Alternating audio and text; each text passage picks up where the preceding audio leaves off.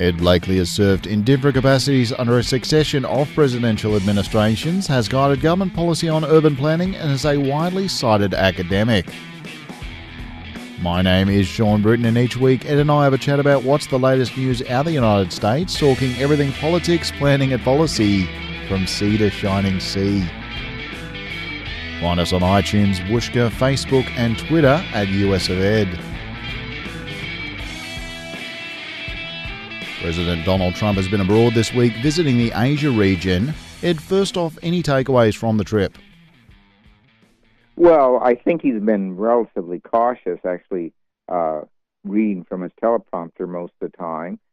He's a little bit scared of upsetting both the North Koreans and the Chinese, and he gave a little bit of a message. The Chinese are being helpful here. And I think the message from the Chinese was, would you stop your bombastic stuff and let us take care of this? We have the upper hand, and we'll do it, and leave us to do it. So he is backing down, but doesn't want to appear to be backing down. So he's talking about the strength and might of the U.S. Army and military. But clearly the Chinese are in charge of this game.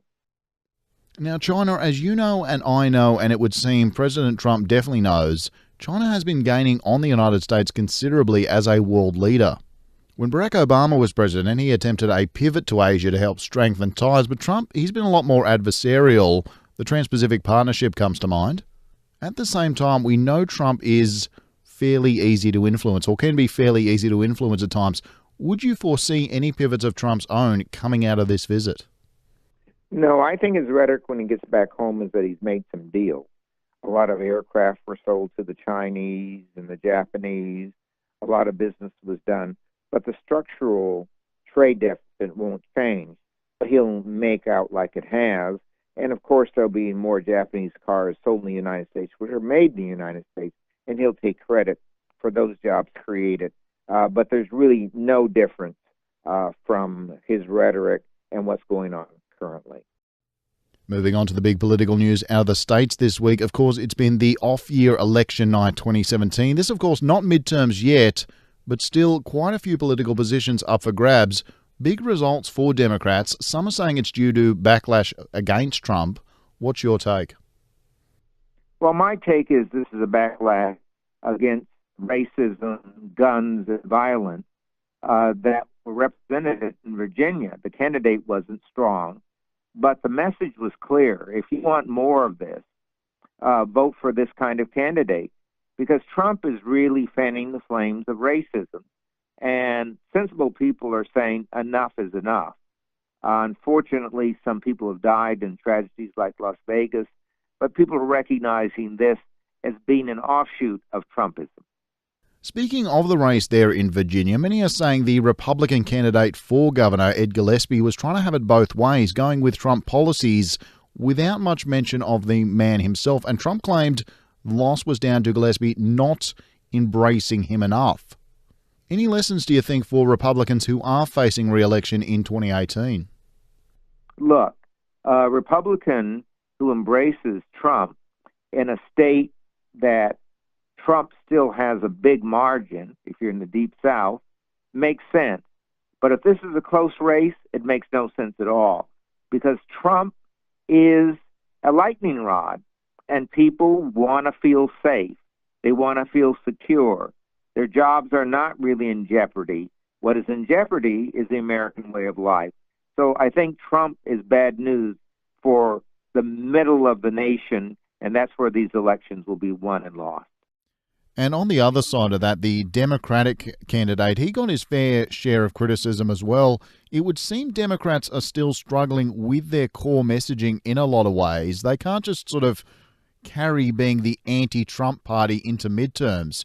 Is there a risk the backlash could be overhyped? Well, I think there's a couple of things here. That there are no economic issues except the possibility of this tax cut. And that cuts a lot of different ways. So Democrats have to be very careful about this. The middle-class tax cut, if they go after what's hurting the middle class, then they will put themselves in a position of perhaps supporting Trump. So they have to be really careful here, and the deficit is a big deal. Obamacare looks like it's here to stay, so they can't run on that. So what they have to do is run against guns, they have to run against racism, and they have to run for a stronger, better-looking America. And if Republicans want to run with Trump, they run the risk of saying we're going backward rather than forward. Almost 70% of Americans believe the country's going in the wrong direction. So a soft message is more important for the Democrats than a hard one. Now, the Mueller investigation, we spoke last week about indictments. Now reports are saying that Mueller has enough evidence to charge Trump's former National Security Advisor Michael Flynn and Michael Flynn's son. What do we know so far? Well, we know that that indictment is pending. But what Mueller's trying to do is to get Flynn to say he's going to be a witness for the government. He's playing hardball on the son issue, plus the fact that he has Flynn dead to rights, lying to the FBI, laundering money, etc. Flynn doesn't really want to spend 30 years in jail, and that's where he's headed. So he's trying to make a deal with Flynn. If he makes a deal with Flynn, then Manafort will topple, the whole house of cards will topple. This is why, for Trump, Flynn is a big deal. And speaking of Flynn Jr., it does match what you were saying last week about Mueller targeting some of the family members who have gotten involved with this alleged illegal activity.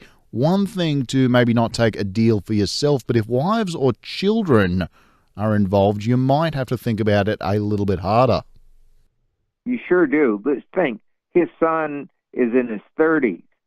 30 years from now, he's in his 60s. His family won't see him again.